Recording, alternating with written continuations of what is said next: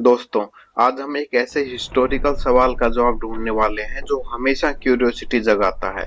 मुसलमान पहली बार भारत में कब आए? क्या उनकी एंट्री एक इन्वेजन था या क्या पहले उन्होंने शांति से यहाँ अपना रिश्ता बनाया? चलिए इस कहानी को समझते हैं हम स्टेप बाय स्टेप।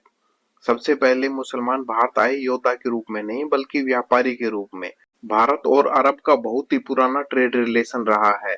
अरब अपने साथ लाते थे लोहबान, गूगल की राल, खजूर, घोड़े और भारत से एक्सपोर्ट होता था मसाले जैसे काली मिर्च, इलायची, दालचीनी, कपड़े, सूती और रेशम के कपड़े, मोती और कीमती पत्थर, हाथी दांत, ये सब भारत से एक्सपोर्ट होता था। ब्रिटिश हिस्टोरियन एलियट और डाउसन ने एक बुक लिखी, the history of India as told by its own historians.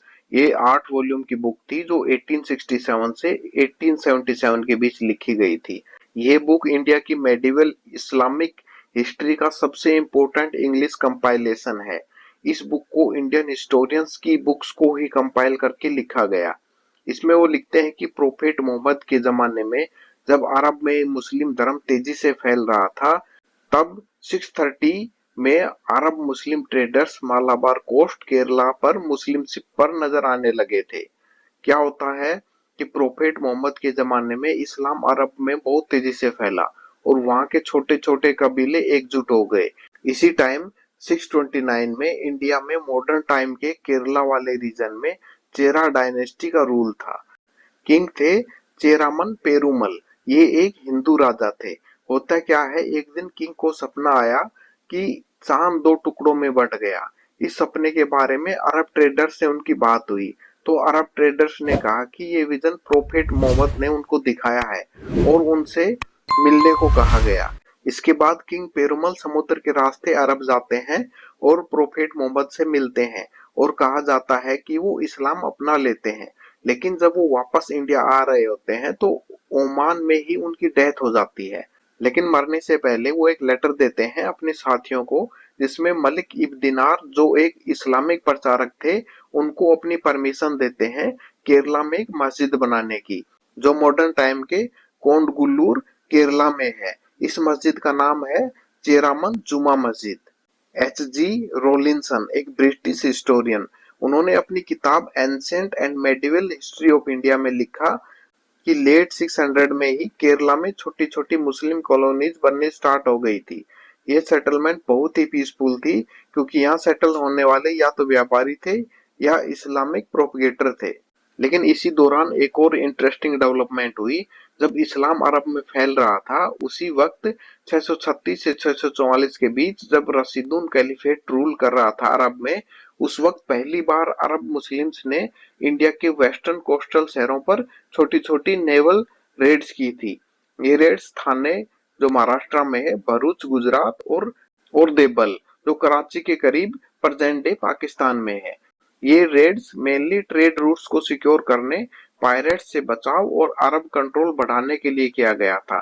इनका इमीडिएट ऑब्जेक्टिव इंडिया को कॉन्कर करना नहीं था, पर अरब प्रेजेंस दिखाना और कोस्टल सिक्योरिटी मेंटेन करना था। फिर इसके बाद सबसे बड़ा इंसिडेंट होता है मोहम्मद बिन कासिम का अटैक। क्या होता है, 8वीं सदी की शुरुआत में अरब में उम्मयद कैलिफेट का शासन था। कैलिफेट मतलब इस्लामी दुनिया का एक राजनीतिक और धार्मिक शासन जिसकी अगुवाई एक खलीफा के द्वारा की जाती थी। खलीफा को पैगंबर मोहम्मद का उत्तराधिकारी माना जाता था। 711 ईस्वी में उम्मयद खिलाफत के खलीफा थे अल वालिद प्रथम। वहीं भारत के पश्चिमी हिस्से आज का पाकिस्तान का सिंध और दक्षिणी पंजाब पर राजा दाहिर का राज था। राजा दाहिर ब्राह्मण वंश का शासक था जिसकी राजधानी अरोर थी।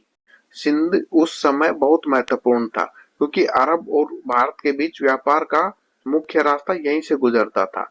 लेकिन देब्बल कराची के पास बहुत से पायरेट्स थे। एक बार अरब व्यापारियों का जहाज देब्बल जो आज के टाइम में कराची है के पास समुद्री डाकुओं ने लूट लिया। इसमें औरतें और बच्चे भी थे। जब ये खबर उम्मयद खलीफा अल वालिद तक पहुंची तो उन्होंने सिंध के राजा दाहिर से मदद मांगी, लेकिन वो समुद्री लुटेरे राजा दाहिर के कंट्रोल के बाहर थे, इसलिए राजा उनको पकड़ नहीं पाते हैं। इससे अरब बहुत गुस्सा हुए और मोहम्मद बिन कासिम को सिंध पर हमला करने का आदेश दिया गया। मोहम्मद बिन कासिम इराक के गवर्नर अल हज्जाज का भतीजा था। उस समय कासिम की एज सिर्फ 17 साल की थी।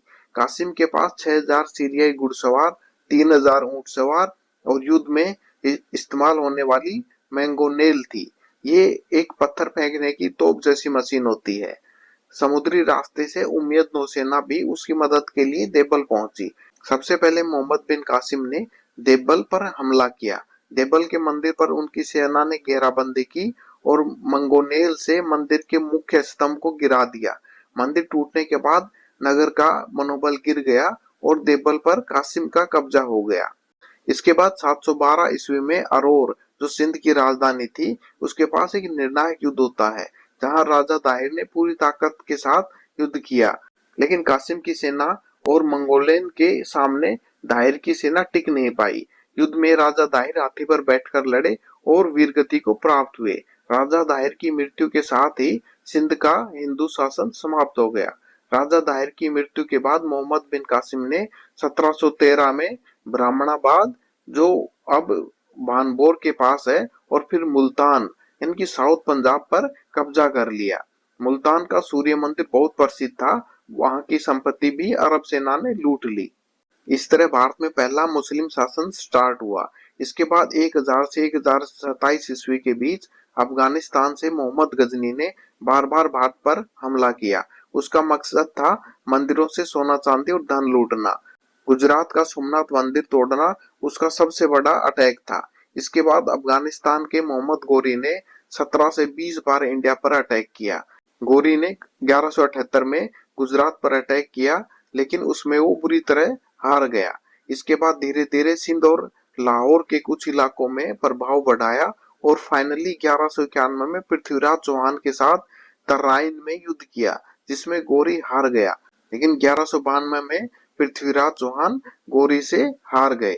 गोरी ने अपने सेनापति कुतुबुद्दीन ऐबक को भारत में छोड़ दिया और यहीं से स्टार्ट हुआ स्थायी मुस्लिम शासन का दौर।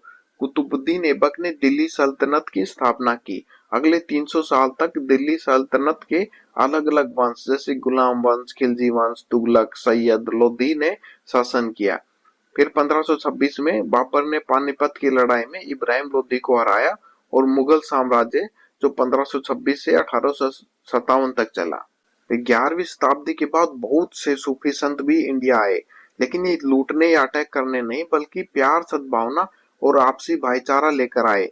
जैसे ख्वाजा मोइनुद्दीन चिश्ती, जो 1191 ईस्वी में अफगानिस्तान के चिश्त से होकर मक्का मदीना के रास्ते भारत आए और अजमेर में बस गए। उनका कहना था कि सबसे मोहब्बत करो और किसी से नफरत मत करो। वे धर्म, जाति, अमीरी, गरीबी का भेदभाव नहीं मानते थे। वे कहते थे कि भगवान अल्लाह तक पहुंचने का रास्ता किसी एक धर्म, जाति या अमीर वर्ग तक सीमित नहीं है। हर इंसान एक समान है। तो ये थी पूरी कहानी इंडिया में मुस्लिम धर्म के आने की। अगर आपको ये लेक्चर अच्छा लगा हो तो प्लीज लाइक करो और मेरे चैनल को सब्सक्राइब करो।